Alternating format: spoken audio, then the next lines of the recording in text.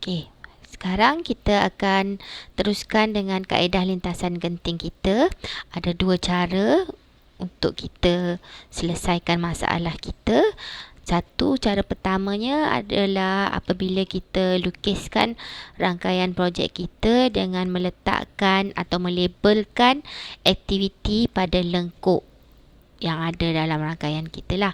Okey, maksudnya ada not mula dan not akhir yang menunjukkan masa permulaan untuk kita jalankan aktiviti tersebut, dan J ni adalah masa pengakhiran, masa kita selesaikan aktiviti A kita yang berdurasi selama D time unit, whatever lah, hari ke jam ke semua.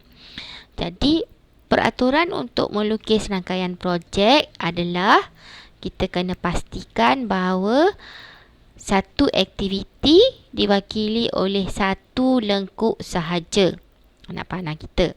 Dan kita perlu pastikan bahawa antara dua not perlu ada satu aktiviti sahaja. Tak boleh buat atau lukis dua anak panah antara dua not, tak nak. Dan untuk susunan aktiviti seterusnya, nak tambah macam mana, nak bercabang ke, tak nak bercabang ke, kita perlu tengoklah jadual aktiviti kita, apa aktiviti sebelumnya, selepasnya, dan apa aktiviti yang boleh kita jalankan bersama-sama serentak. Baik. Untuk kaedah ini, dengan cara kita lukiskan atau labelkan aktiviti pada lengkuk kita, ada kemungkinan kita harus menambahkan aktiviti patung dalam rangkaian kita. Aktiviti patung ni ada condition dia lah. Okey, dan kita wakilkan aktiviti patung ni dengan anak panah putus-putus, sebab kita nak tunjukkan bahawa dia tak wujud pun in the first place kan, tapi kita tambahkan dia sebab kita nak teruskan dengan kaedah kita.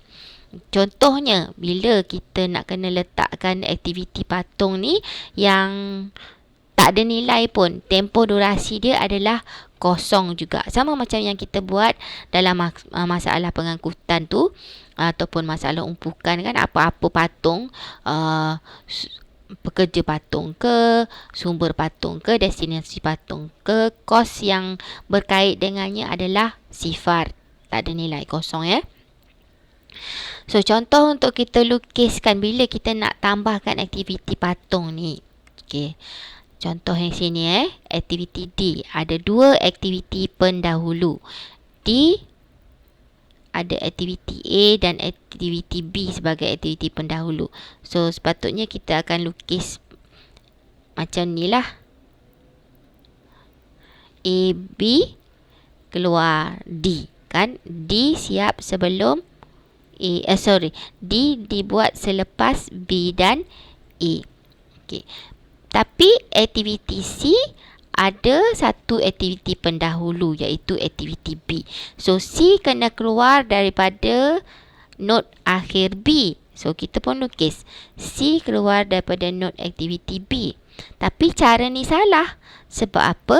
Sebab bila kita lukis macam ni, kita mengatakan bahawa C kita buat selepas selesaikan B dan A.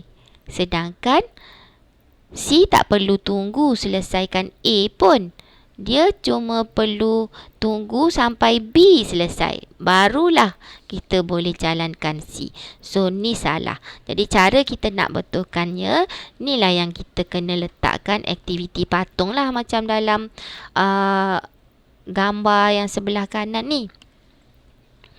Okey, so bila kita baca kat sini kan, so kita tengok C memang keluar daripada B sahaja.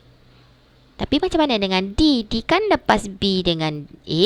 So, tak apalah. So, kita tengok D kat sini. Dia memang dimulakan lepas selesai aktiviti B dan A. B dan A ni ada aktiviti patung kan. So, kita baca macam ni. D selesai je pada A, kita buat D. selesai je B dan kita buat D. Okey, so ini adalah cara yang betul untuk kita persembahkan sekuens atau susunan aktiviti yang diberikan di sini. Antara contoh lain penggunaan aktiviti patung macam tu. Tadi kan kata antara dua not tak boleh lukiskan dua anak panah. So cara kita nak lukiskan yang nak menunjukkan bahawa A dan B ni kita boleh bergerak sama-sama dan dia menuju kepada satu not adalah seperti berikut. Ada pilihan lah yang boleh lukis. Yang ni tadi macam yang contoh sebelum ni. Okay. Now, kita lihat contoh. Senang sikit kan kalau tengok contoh. Okay.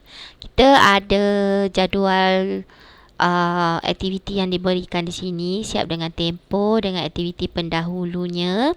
Jadi macam mana kita nak terjemahkan, persembahkan jadual ini dalam bentuk gambar rajah. Baik. Tengok dulu aktiviti A. 5 hari. Okey. Tiada aktiviti pendahulu. Maknanya itu not yang pertama dan kedua. Dia adalah aktiviti permulaan. Awal dan akhir. Next. Aktiviti B. Dan aktiviti C. Selepas aktiviti A.